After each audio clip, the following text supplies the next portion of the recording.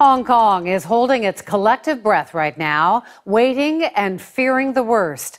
A government deadline for pro-democracy protesters to leave the streets has passed, but demonstrators are still there and police have not moved in, at least not yet. The CBC's Chris Brown is in Hong Kong in the middle of the protest zone. Chris? Wendy, with this deadline to clear the government buildings and to clear the major highways here in Hong Kong, it has been a very tense 24 hours. But it's now Monday morning, and by daylight you can see that by the hundreds, students have defied that order to leave. Hong Kong's Mong Kok shopping district has witnessed some of the most violent scenes over the past 8 days of protest, and Sunday, people were tense and on edge. Some people are making trouble. This masked man was acting as a sort of sentry, on the lookout for pro-government supporters who've spat on and harassed those blocking the streets. Another man told us he feared retribution after all this is over, and he felt it will be over soon. Because lots of people is tired and no future. Fatigue is setting in. For many, it's been 8 nights in tents on the street without showers. I want to go to see movie, dating my girlfriend. For a time, it looked like the protesters might be folding after a handshake between a student leader and police led to some barricades being shifted, but it turned out to be just a minor concession. We ran into this couple who now live in Vancouver. They were supposed to be on their honeymoon in Bali, but walked away from their resort to camp in Hong Kong streets. They're now leaving too. This is where I grew up.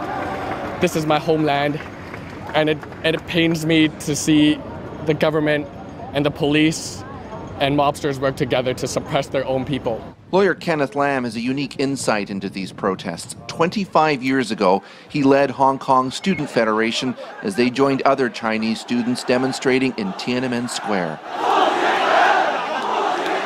But he believes Hong Kong students have hurt their cause with poor leadership.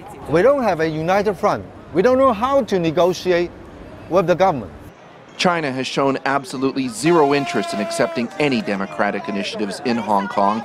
Sunday, local authorities promised students could be involved in some sort of talks if the barricades came down, but the answer back was no. A week ago, police tried to use tear gas to disperse the protesters, but that only succeeded in bringing out more people into the streets, and it's no doubt one reason authorities are being very careful about their next move at this very delicate moment. Wendy. All right, thanks, Chris. The CBC's Chris Brown in Hong Kong. The tenacity of the pro-democracy protesters has been inspirational politically and artistically. Artists have created some powerful works, including the Stand By You project, displaying messages of support from around the world onto buildings near the demonstrators. There's also Umbrella Man, a 3-meter-tall figure made of wooden blocks. Umbrellas became the symbol of the democracy movement after protesters used them to block police pepper spray. But the Umbrella Man statue also evokes memories of this. The Goddess of Democracy sculpture created by pro-democracy students in Tiananmen Square back in 1989. It was destroyed during the government's crackdown. The deadline has come and gone for pro-democracy protesters to leave the streets of Hong Kong. But that doesn't mean the standoff is over. The struggle over how China governs Hong Kong is sure to continue. The CBC's David Common has been looking into this for us. David? Well, Wendy, to understand the future, let's begin in the past, back when Hong Kong was a British colony. Now, Hong Kong people are to run Hong Kong. Back in 1997, Britain handed Hong Kong to China, which famously promised one country, two systems. All Chinese, but more autonomy for Hong Kong. But it was never democratic. It was a colony to Britain, which appointed the governor. Beijing did the same, naming a chief executive. The people wanted more. So China promised by 2017 there would be direct elections. But 6 weeks ago, a catch. Beijing announced Communist Party loyalists must approve the names on the ballot. It was the breaking point.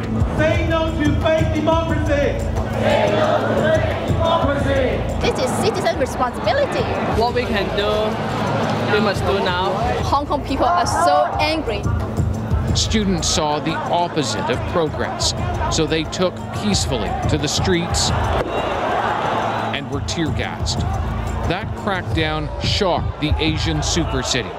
Crowds argue that one country, two systems isn't being honored.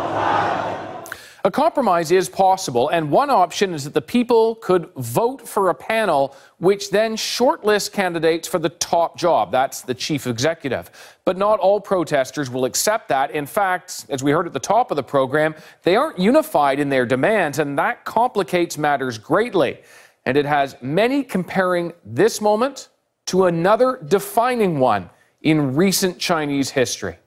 The last time China's back was against the wall was 1989, Tiananmen. While Hong Kong is not Beijing, it demonstrates that in the Communist Party state, one consideration trumps all others. If the party feels threatened, it will fight back, no matter the consequences. Tiananmen lasted 7 weeks and involved 1 million protesters. Longer than Hong Kong now, with exponentially more people. But while images of the current protests are incredible, they, like in Tiananmen, are being censored from the public. Then, like now, the party did not want demands for greater autonomy spreading. For the time being, Beijing seems content to wait out youthful demands in the hopes that those young people will eventually lose interest. But if the party sees the struggle over Hong Kong as a struggle over the future of China itself, far greater danger lies ahead. But at this point, Wendy, that does seem unlikely. So where do you think we're headed next? Well, that's the big question. I've got no crystal ball on this one, but we can look at history. We can look at how China deals with protests on the mainland right now. It swarms the area with police, and sometimes there is violence, but large numbers of police can immobilize a protest too if, Wendy, they want peace. That's the crucial question. Thanks so much, David. Thank you. David Common. Well, it is now Monday morning in Hong Kong, where a government deadline to clear the streets has now come and gone without incident. Many pro-democracy demonstrators have left, but those who remain are defiant. This was the scene at the main protest site as the deadline passed. The huge crowds are gone, but the streets are still barricaded. Fearing a nasty confrontation, the protesters agreed to allow people access to work and schools. So, while tensions have eased, the standoff continues. The question now is, how will it end? CTV's Asia Bureau Chief Janice Mackey-Freyer is in Hong Kong with the details. A deadline to clear protesters loomed with the threat of confrontation. But into the night, crowds thinned and people slept. Barricades were moved at one site and protesters left another. The sum of it, neither retreat nor victory. I think we all hope that we can live peacefully. But it is not, as I say, it is not the responsibility of the students. It is the responsibility of the government. What dominated this pivotal day was confusion about demands, deals, and how far either side would go to win them. Just a night before, tens of thousands converged to demand democratic reforms and the resignation of the chief executive. But increasingly, the pro-democracy movement appears to be at a crossroads, with no central message or clear leadership structure to navigate next moves, beyond a phone number to text for legal help if protesters get arrested.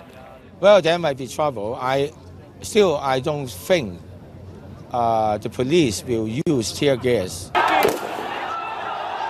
A week ago, police used tear gas to disperse crowds, though it backfired as protests grew out of anger at the heavy-handed tactics. So with the promise that police would remove protesters, forcibly if need be, those who remained at barricades were restless. Every truck, every move by police stoked anxiety. By the time government employees arrived to work, protesters had created a corridor among the tents and supplies. Many still slept in the streets. There was no sense of urgency to go anywhere. Protest leaders say these sit-ins will continue as the campaign now heads into a second week. So far, the governments in Hong Kong and Beijing have compromised on nothing, setting the stage for more protests and fresh deadlines. Sandy? Janice, thank you. CTV's Janice Mackey. To the tense situation in Hong Kong, the government issued a warning to protesters to get out by Monday morning. Some demonstrators have given in, but others are standing firm on their concerns about elections being controlled by China. So is a showdown imminent with Beijing? We continue our coverage with Tom Clark in Hong Kong. Tom? Well, Robin, the Hong Kong government wanted all of this gone hours ago. They wanted the barricades down. They wanted the streets reopened. But so far, thousands of protesters here are saying collectively, I don't think so. With dawn almost on the horizon, the pro-democracy protesters showed no signs of gearing up for a fight. Some encampments around the city have been abandoned, while a dwindling number occupy the center. This is more a last act of passive and political defiance. They have mostly conceded their fight with the Chinese government. Beijing has made it clear that modern democracy just isn't going to happen here. Many in Hong Kong suspected that that would be the outcome. We can all see that we're probably not getting what we want very soon, but, as long as we strive for it, maybe one day, I always have hope that one day this will happen to us. Earlier tonight, the government offered to meet with the students to talk about a possible meeting with the government sometime in the future. The students took the meeting, but in the end, neither side could agree on what happens next. Despite this, veteran democracy advocate Martin Lee takes the long view, saying that democracy may not be immediate, but it is inevitable.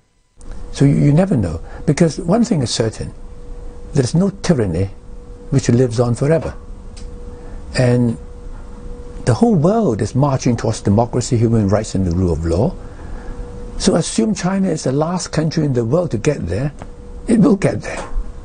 When and if democracy ever comes to Hong Kong, it may well be traced back to what's happened here in the past week.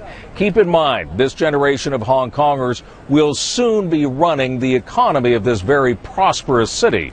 They'll be taking the lessons that they learned in the street into the financial towers, and then, backed by the enormous wealth of this place, their voices will be even stronger. Robin? Tom Clark in Hong Kong. Thanks, Tom.